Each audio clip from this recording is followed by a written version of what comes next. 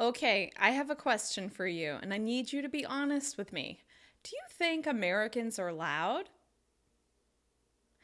If you answered yes, don't worry, I completely agree with you. But I also think that you're probably not speaking loud enough.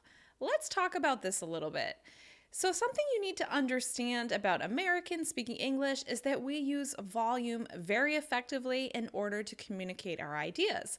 So many non native speakers hear Americans speaking English, whether that's in our own country or when we're traveling abroad, and they look at us and they stare. Americans are so loud.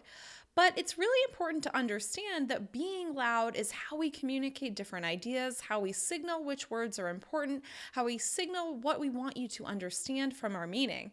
And trust me, I completely understand. I remember when I first moved to Argentina and I was walking around with my American friends and I was embarrassed noticing everyone staring at us as my friends were speaking with this incredibly high volume. It's part of our nature. It's something that we're used to doing culturally. But if you want to be understood by native English speakers, you need to start thinking more carefully about your volume.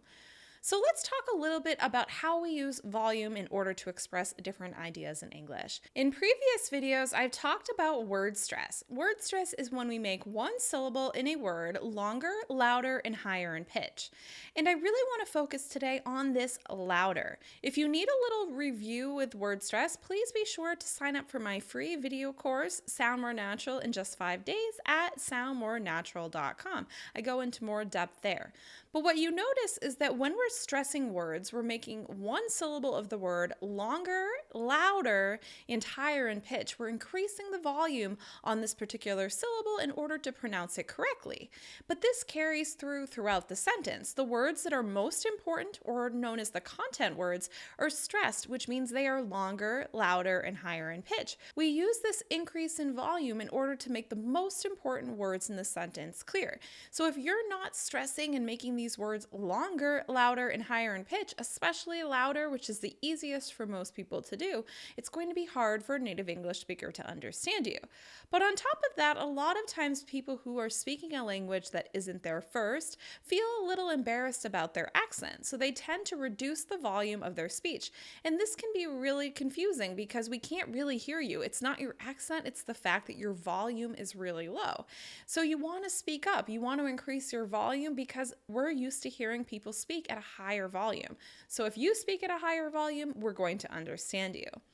The other thing I want you to consider with regards to your volume is that you can use your volume for effect. It can be used with your intonation in order to make certain syllables or certain words more clear in order to really bring attention to your emotions and attitude, but it can also be used in order to create interest when you're speaking. I want you to think about when you're listening to actors and actresses on television shows or movies and how they use different levels of volume, because sometimes you're speaking more quietly because it's a little bit of a secret. And other times you're speaking with so much emotion and energy and attitude because you're angry or you're excited or there's something that you want to express through your volume. So even if you're giving a presentation or leading a meeting, you can signal with your volume which words are most important, which points you really want the person to pay attention to, and what you're most concerned with them listening to. So I'm just playing with volume a little bit to show you that changing up your volume beyond just using word and sentence stress correctly is really going to help native English speakers pay more attention to what you're saying. If you're speaking with a meek, little, small voice, nobody can hear what you're saying and we're not going to listen to you. It's not your accent. It's not that you're a foreigner. It's that we can't hear you.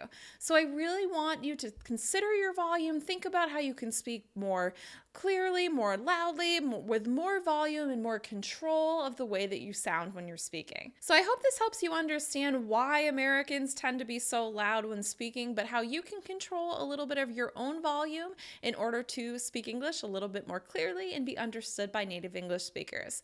Once again, I'm Kim from EnglishWithKim.com. I am your guide to the essential conversation skills you need to sound more natural in English. If you have any questions, please leave a comment below the video, and if you like this video, please give it a thumbs up and share it with a friend. Have a good one. Goodbye.